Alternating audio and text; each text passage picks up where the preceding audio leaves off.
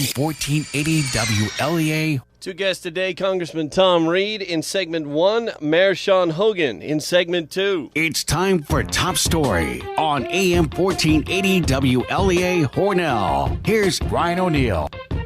This week in regional news, a state trooper was killed in a hit and run in Broome County. State police say the suspect already confessed to doing it intentionally. The state controller's office audited the Hornellsville Town Board. Supervisor Eisman says he'll make the needed changes. More and more liberals continue to pile on Governor Andrew Cuomo. Everybody from MoveOn.org to the Working Families Party is after him. These groups also want someone to run against the governor. And a lot more bad news for VAs in Buffalo, Phoenix, and nationwide. On to talk about that issue in particular here in segment 1 is Congressman Tom Reed. Congressman, thanks for joining us. Well, thanks for having us on as always, Brian. Appreciate it. Congressman Sloan Gibson is taking over for VA Secretary Shinseki. That was announced Friday morning by the president. A few minutes ago, Secretary Shinseki offered me his own resignation. With considerable regret, I accepted. The president says Shinseki was too much of a distraction to continue. I think his belief that he would be a distraction from the task at hand, which is to make sure that what's broken gets fixed so that his fellow veterans are getting the services that they need. Your take, Congressman Reed, on what the president says. Well, as we had called it for a few days ago, I joined with some colleagues here to call for the resignation of the VA secretary. Though I do respect his military service, and that's why I was hesitant at first, but a few days ago it came to me, it became very clear to me that he needed to go, and that we need a fundamental recleaning of the VA system, and that starts at the top. But at the same time, when I called for the VA secretary's resignation, I also said, let's not lose sight of the director in Phoenix.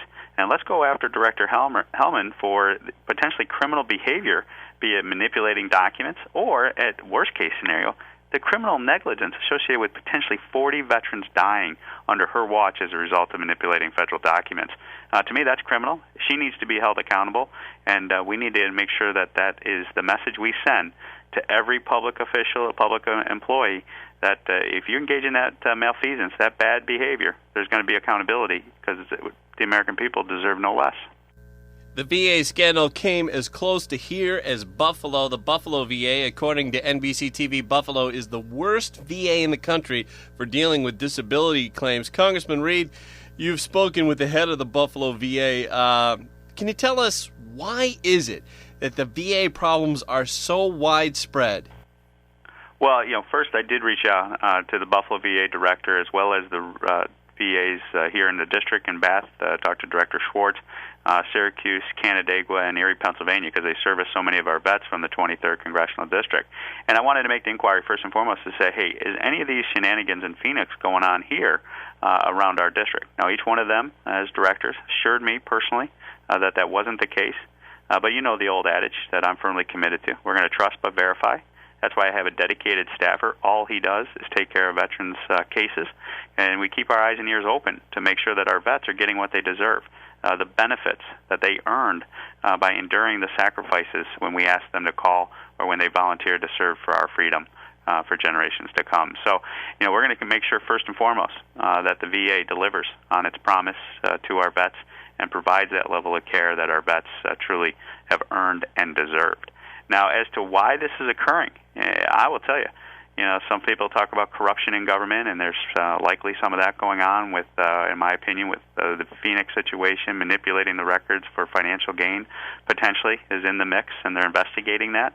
But also, you got to recognize this is the size of a bureaucracy that is of the trillions of dollars. When you talk about the federal government, $3.4 trillion being spent every year. When you get into that size of a bureaucracy, that level of a bureaucracy, I'll tell you, sometimes these things get out of control because they're just so big. That's why I'm a firm believer in a limited federal government, downsizing this federal government, not only for the cost savings, but also just the efficiency of being able to deliver the services in a much more effective manner. Here's some of the audio from the hearings held this week on the VA. This is Congressman Jeff Miller from Florida. Can you please explain to me why we, in fact, have 110 outstanding requests for information some dealing with this issue specifically. And if you want a specific one, why have you not told this committee yet who was disciplined in Augusta, Georgia, and Columbia, South Carolina, where 9 veterans died because they were on a waiting list for colonoscopies? As you know, Mr. Chairman, in the last 5 years, the Office of Congressional and Legislative Affairs has responded to over 100,000 requests for information. Ma'am, veterans died. Get us the answers, please. Congressman Reed, why the stonewalling? You know, it's something we face in Washington on a regular basis. When we had the oversight of Lois Lerner, for example, at the IRS, and just the kind of the barriers that go up with these people that are just long-term bureaucrats that defend the bureaucracy, the big government type of mantra and mantle. You know, that's, I think, where people are always trying to deal with the D.C. political spin type of effort that they engage in. To me, it's just wrong. It's not right. We need to make sure that the system is working effectively and efficiently for the people of America, and that's where we have to get to, and that's where this oversight. That's why, finally, we're getting some action on the VA situation, and it's very frustrating to me that the president was aware of this situation. It's way back as of 2008, is my understanding. That he was apprised of the situation in the VA. And, for that to be the case, there's so much more that we have to uncover and get to the bottom of, and we have to send the message through the entire government that this type of behavior is not acceptable, it's not accountable, and there will be penalties for behaving this way. Congressman Reed, Rush Limbaugh, he told Greta Van Susteren on the Fox News channel that the VA problem is what we're going to see when Obamacare gets implemented. If you want to know where we're headed as a country with health care, take a look at the VA, because this is the course that's been charted if we don't change it. Your take on that? Yeah, that's a fair assessment. That's a fair question, and that's a fair observation to put out there to the American people, that when you're talking about the VA system, is this the canary in the coal mine for, like my opponent, for example, in this race here, Martha Robinson, who believes in a single-payer healthcare system, which is complete government-run, government-controlled healthcare for America. So it's not even that she supports Obamacare, which she does, but she wants to go further. And the philosophy that Rush Limbaugh is pointing out here is that when you create a bureaucracy that deals with situations like America's healthcare delivery, the bureaucracy are going to create situations like what we see in the VA operations, and that to me is the wrong path to go. That's why I stand against the Affordable Care Act, Obamacare, and we need to empower individuals and doctors, not government bureaucrats and insurance carriers. And that's where I'm going to continue the fight, and I think it's a fair question to put to the American people and to highlight the path we're on with the Affordable Care Act, Obamacare, and big government, and as my opponent says, single-payer health care, government-run, completely government-controlled health care for all. To me, that's the wrong path for us to go down, and that will be a clear choice come this November. Rush goes on to say the VA really never had a wonderful reputation for dealing with medical care to begin with, and Limbaugh says the government cannot really handle the medical world because of people like Shinseki getting appointed to the VA secretary's job, because in Rush's words, Shinseki was a political appointment. What qualifies him? Okay, so he's chief of staff of the Army. The reason he's in the job is because John Kerry loved to cite Shinseki, who was the first uniformed Army personnel to stand up and criticize George W. Bush after all these Democrats had voted to go into Iraq and authorize the use of force. Shinseki stood up and said it's going to take hundreds of thousands and we don't have a chance, and the Democrats loved that. So they put him in this job, maybe as thanks, maybe as payback. But where were the qualifications? Congressman Reed, your take on what Rush said there? Yeah, it's I do respect the former secretary now, Shinseki's military record. Being the son of a career military officer, you have to respect the service of the individual and the office that they held as a general in our military, and I do. But at the end of the day, what we need is more effective delivery of services under the federal government. And a lot of times what they try to do is fill these holes with bureaucrats, not the most qualified individuals. And we should be hiring the most qualified individuals to deliver this service, and we should limit the service of the federal government to that which is a limited federal government that we can all agree that the Constitution is talking about. You know, the government that protects us, protects our national security, takes care of the bad guys from afar and from within. You know, doing things like infrastructure investment for interstate commerce. You know, those are the things that I think if we just remember what our founding fathers stood for and put together as the long-term vision for America, I think that would serve us better than this big government expansion type of message and philosophy we're seeing out of Washington, D.C. Sean Hannity, who's also on our station, he's been all over this issue as well. Hannity spoke with your former colleague, Alan West, about the VA. Here's what West told Sean Hannity about what he would do to solve the VA problems immediately. The immediate thing is to set up some type of means by which anyone that believes they are on a wait list or is on a wait list, they can immediately get some type of care. We can get them vouchered out to a private hospital. You know, if we have an internet system like WebMD, you know, the federal government should be able to set up something very quickly that can be a hotline or a helpline for our veterans. Congressman Reed. I'm interested, and Alan's a friend of mine in the sense that we came in together in 2010. I got to serve with him, and I got to meet him and serve with him. And his mindset is something that I think needs to be explored, because what we're talking about is giving options to United States veterans. We're talking about empowering veterans to choose where they will get their care. Will it be at a VA center? Will it be at a private health facility? Will it be with a physician of the veteran's choosing? I'm a big believer, as I deal with the national health care debate also, is if we empower individuals and give them more choices, I trust the individuals rather than a government bureaucrat and a one-size-fits-all health care delivery system in America. To me, that's the path to go down, and Alan's offering an idea that I think is worthy of debate and needs to be considered as we go forward to fix this problem in the VA. On the Phoenix, Arizona VA, it turns out that the waiting list was actually much longer than it was originally stated by VA officials there. Not 115 days. 115 days, not 24 days. Congressman, your take on that? Yeah, it's all part of this. They were hiding the ball. They were manipulating the documents. Then you find out that if you read the interim report that came out from the Inspector General, 1,700 people that weren't even accounted for in the system on the secret list or otherwise. They were just kind of left in kind of la-la land. And that is unacceptable for our U.S. veterans. I mean, I just find this whole situation appalling. I mean, when I first started hearing about it, like we were talking about earlier 3 weeks ago, I immediately called each of our VA centers, the one in the district, and then went to the surrounding ones. And I just said, please join with me and make sure that, first of all, this isn't going on. And each one of them assured me, those directors, that as an American citizen, we reject this type of treatment of our U.S. veterans. And when this is going on, to just have a look the other way type of attitude, which it appears maybe some people in Washington, D.C. have had since 2008, including the president who was briefed on it, to me, that is just wrong. It's not right. And if we really care about our veterans, we should not be we should be doing more than what we're doing now. We need to get to the bottom of it and make sure our veterans are empowered with choices to get the care they need and have earned. Final question for you, Congressman Reed.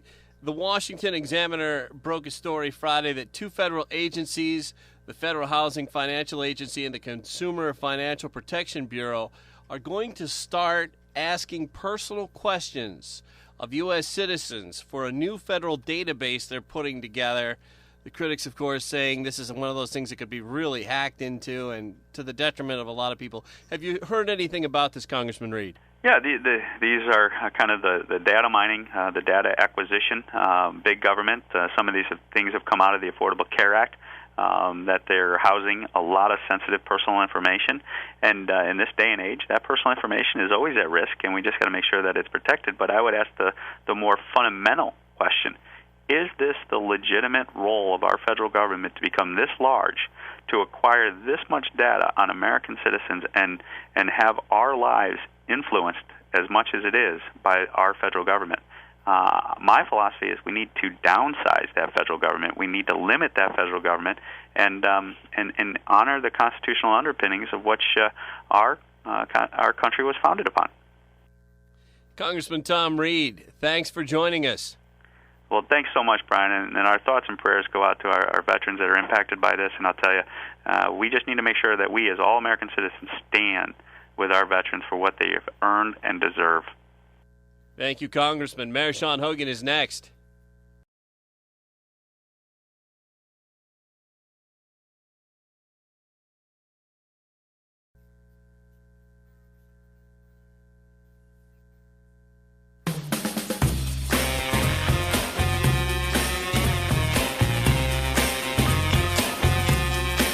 On the show, I'm Brian O'Neill, and Mayor Sean Hogan is our guest here in segment 2. Mr. Mayor, thanks for coming on.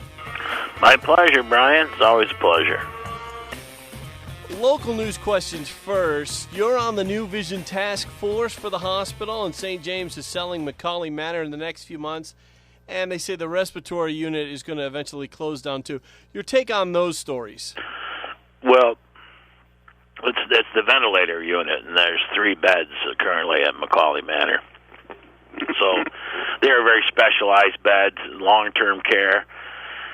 And as you know, Catholic Health East is owner of McCauley Manor, and they've chose to seek a new operator because Catholic Health East actually ceases to exist as of July 1st, and they become part of Trinity Healthcare, which is a huge Catholic healthcare provider in the Midwest, based in Michigan. So that's why St. James is in a situation it's in, because they lost their national sponsorship through CHE because CHE no longer exists. And St. James is busily finding a new partner with the University of Rochester Medical Center, or UR Medicine, which is a strong hospital in the University of Rochester.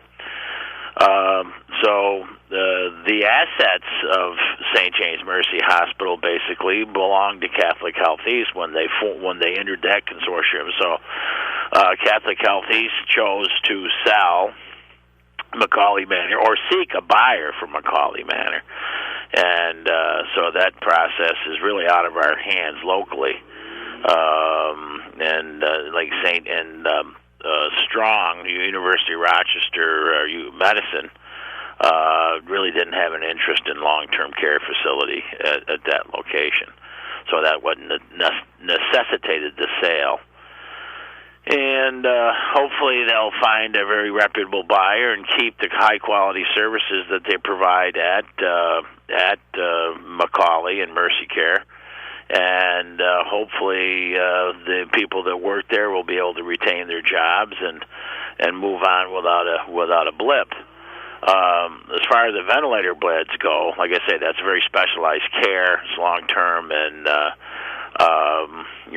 they'll find other beds or ventilator units for those particular patients. Like I say, it's a long-term specialized care. Mayor Hogan, the Tribune says that Joe Welch has left his position as the Steuben County Democratic Election Commissioner. Can you tell us the story there? Well, Joe resigned his position.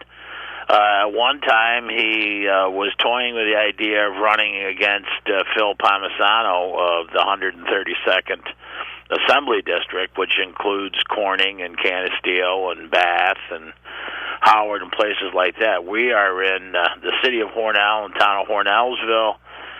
Wayland, Cohocton, and Prattsburg are all in the 133rd Assembly District, which runs up through Livingston County into Monroe County. So we're no longer part of Phil's Assembly District, and Phil's Assembly District runs from Canisteo and the points east of us through Waterloo up into Seneca County.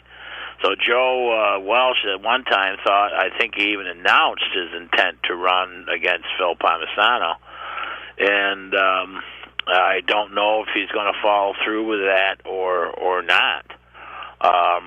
But his reasons were personal, and he indicated he wanted to seek some other opportunities. We respect that, and we're going to move on. Our job is to try to find another replacement for Joe. We do have a candidate who is a deputy commissioner now, Kelly Penzul, but she's only interested if it remains a full-time job. There has been an effort by the Steuben County legislators to reduce both full-time commissioners to part-time. That would include the Republican commissioner as well as the Democratic commissioner. I think that is ill-advised because of the amount of work and effort that the commissioners have to put into their job to protect the people's right to vote and make sure we have fair and balanced and unbiased elections. And that's a big job. And I think it's a full-time job. But I can't control the county legislature. We'll see what happens. If by chance they do reduce the jobs to part-time, then we'll have to look for someone who is probably self-employed and or retired to take the position. On state news, you went to the state Democratic convention. Your thoughts on how that went? I thought it was very good. The conventions are basically an opportunity for, because there is no opposition. I mean, all the candidates that had announced their intention to run, the governor, the controller, and the attorney general, certainly they were going to get a support, and it's an opportunity for them to highlight their record of their last 4 years, where we've been and where they hope to go. And I think the record of the governor and the attorney general and the state controller is exemplary. They've done great work in New York State as far as moving our economy forward. It's the lowest middle class tax burden since 1953, since the Eisenhower era. The Startup New York and the regional economic development councils have all been tremendously successful. The governor has been very involved in emergency management and has his commissioners and his cabinet throughout the state.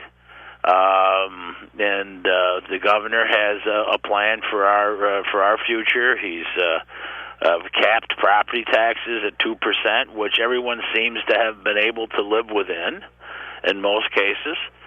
And I think he's pushing for government consolidation or sharing of services, whatever. I think it's the right things to do.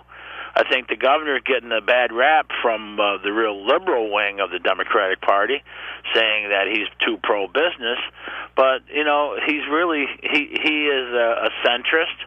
He understands that in order for New York State to remain competitive and viable, we have to reduce the tax burden on everybody. That includes business, and also the regulatory burden on everybody. That includes business. I'm looking forward to working with the governor next 4 years to get rid of some of these unfunded mandates that would make local government's life less miserable. And I'm confident that he fully intends to follow through. I love the work that the Attorney General's doing with substandard housing and foreclosures and zombie properties. He's taken the lead in the nation to promote that and to solve the foreclosure problem and make the banks more accountable. The state controller certainly has been a good steward of the pension programs, where it's at the highest level it's been ever at $176.5 billion. Plus, he's a good steward of the taxpayers' money through his audit statewide. I think these guys have exemplary record, and they're going to be hard to be challenged by anybody. For the Republicans to run just solely on the SAFE Act and fracking is a mistake, and that's all they've got. If the Working Families Party put somebody up against Cuomo, would that help Astorino? What's that? If the Working Family Party does get somebody to run against Cuomo, does that help Astorino? Yeah, it will. It'll siphon some votes off from the governor, but I don't think that many. I think people are going to realize that, if they're going to do a protest vote, now's the time not to do it. I think the governor more than anyone understands that, there's people who aren't happy with some of his policies, but, he's got a big picture to look at. He sees the full screen where some other people may just see the subtitles. And he's got to, he's got to worry about the economic viability of the entire state. So, but I think the Working Families Party nominates someone other than Cuomo at their own peril. Because if they get a complete unknown on the Working Families Party, there's going to be a schism. The labor supports Cuomo, but there's not going to. They won't get the financial backing. The labor is strongly in Cuomo's camp. And if the Working Party doesn't get the 50,000 plus votes in the general election, if they run a nobody candidate, they'll be diminished. They won't be a party. They won't have an automatic ballot access. So they make this decision on their own, based on their own peril. I've never been a big fan of the Working Families Party. I've never been a big fan of the Independence Party. I think that they detract. And I think they don't bring anything to the table, and it's all about the leadership of those parties that get the crumbs from the table. They're not worried about the people, and it's all about the leadership of the party and patronage and things of that nature. So I'm not big on the minor party lines, and I've never run on one. I've always run straight Democrat. Sean, down to just 1 minute. I had one final question for you. National issue, the VA hospital. Your thoughts on how the president handled it with the resignation that was announced Friday morning of the VA secretary? I think the president did the right thing. He waited for the Inspector General to issue his report. The Inspector General come back and said it's systemic throughout the VA system, and I don't think it's any secret. There's been dysfunctional systemic problems with the VA for years. And you've heard about it during the Bush administration. Just look back when the Iraq War and the Afghan War come in, and they went down to the hospital, around New York City. There, the VA hospital around there, it was full of rats and dirt and things like that. They weren't prepared, and one of the things we had to do is make sure we build a strong VA system to care for those who served our country and care for those who are injured when they return from war. And that's been a problem for multiple administrations. It just doesn't fall on this one. But I think the president and the Congress did the right thing. Wait for the Inspector General's report to come in. It came in, found it was systemic. There's got to be a sacrificial lamb in any scandal. And it's going to be General Shinseki, unfortunately. Hornell Mayor Sean Hogan, always great having you on. All right, thank you, Brian. Thank you very much, and thanks for listening. I'm Brian O'Neill. InfoTrack is Nan O'Neill. InfoTrack is Nan O'Neill. InfoTrack is Nan O'Neill.